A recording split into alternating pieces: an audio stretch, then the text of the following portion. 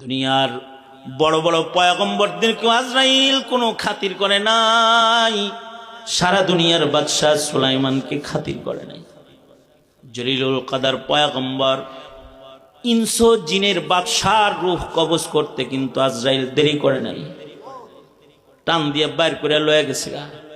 ওই আজরাইল বুঝি আমার দরজা এখন দাঁড়াইছে, এখন আমার রূহটা বের করে নিয়ে গেল। নিথর দেহ আমার পড়ে রয়েছে, আমার নিজের গায়ের জামাটা আমার আপনজনরা খুইলা অন্য কাউকে দিয়ে দিছে, পকেটের টাকাগুলো বের করে আমার কাফন শেষ পোশাক খরিদ করা হয়েছে।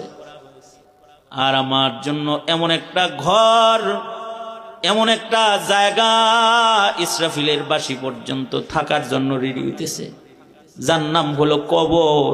রসুল বলেছেন যে কবরের দরজা জানালা নাই, যে কবরটা অন্ধকার ঘর, যেখানে আলো ঢুকার জায়গা নাই, যে ঘরটা আগুনের ঘর, সাপ বিচ্ছুর ঘর, ওই ঘরের মাইয়িত বানানোর জন্য আমার গোসলের পানিটাও হাজির হয়ে গেছে। আমার সন্তানরা আমাকে কাঁধে করে কবরস্থানে নিয়ে যাইতেছে, নিজের কণা বাড়ি পরের হয়ে গেছে। বাঁশবাগানের ওই ছোট্ট কবর ঘর এখন আমার থাকার জায়গা হয়ে গেছে।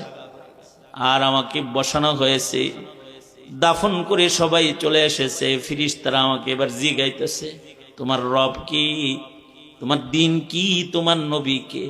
দুনিয়ার মাটিতে যদি রবের গোলামি না করি, মুখ দিয়ে রব কে বলতে পারবো না। যদি নবীর ইত্তিবার না করি, আমার নবী কে, এটা আমি বলতে পারবো না। যদি আমি দিন না মানি, আমার ধর্ম ইসলাম, এই কথাটা আমার মুখ দিয়ে বাইর হবে না। যদি বাইর না হয়, তাহলে কবরটা সাথে সাথে কিন্তু দোজকের খণ্ড হয়ে যাবে। নিজেকে নিজে বলা, এ নফস চিন্তা করো, কই যাইবা, দোজকে যাইবা নাকি আল্লাহর জান্নাতে যাইবা? 5টা মিনিট খালি ডেলি নিজেরে খালি কেউ যদি জিগায়, সে নামাজ কাজা করতে পারবে না, সে পরের উপরে জুলুম করতে পারবে না, কি ধোঁকাবাজি ছলছাতুরি করতে পারবে না। সে আল্লাহর দিনকে বাদ দিয়া বদ্দিনীকে নিজের জিন্দিগি বানাইতে পারবে না। বেপর্দা, বেহায়াপনা, বেলাল্লাপনা, নষ্ট কথা, দুষ্ট কথা, কুদৃষ্টি, কুস্বভাব সে তার ভেতরে লালন পালন করতে পারবে না।